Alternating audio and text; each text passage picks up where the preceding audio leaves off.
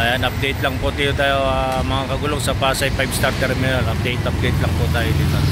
Dito po sa Pasay wala pang masyadong ulan at paano lang, ambon-ambon lang. Pero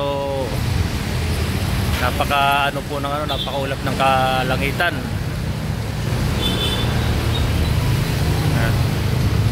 Hindi makitaan si haring araw ng ng magandang panahon. At yan po yung update dito sa 5-star Pasay. 5-star Pasay. Ayan.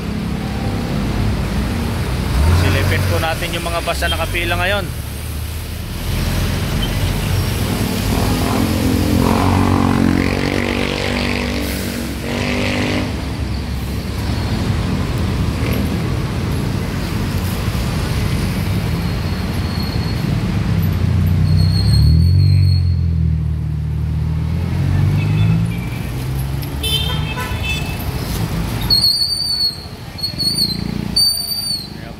Basta nakapila ngayon dito sa Pasay. At yun yung mga pasahero. Puro may hinihintay ang ating mga mahal na pasahero. Pero kompleto po ang bus natin dito. Kompleto.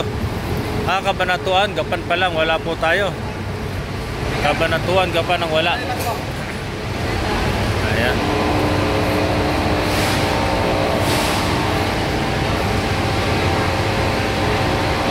Yan, shoutout sa inyo dyan Yeah, shoutout niya sa pang Tarlac Boys Tarlac Boys. Number. Laging sasabihan to Bilis pa to sa shoutout sa mga mga. Yeah, shoutout sa inyo. Ayan, by Acetex po, by Acetex. Acetex, susunod sa inyo, Gapan, Bulacan. Ayan, shoutout pre. Ingat. Tarlac, San Clemente 122 to San Carlos,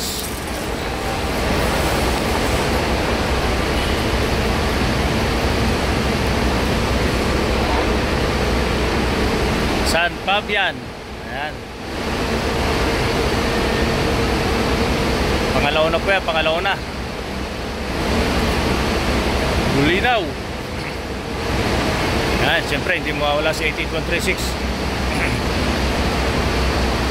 At yun po yung Dagupan. Ayan. At yan po ang update dito sa Pasay 5-star terminal.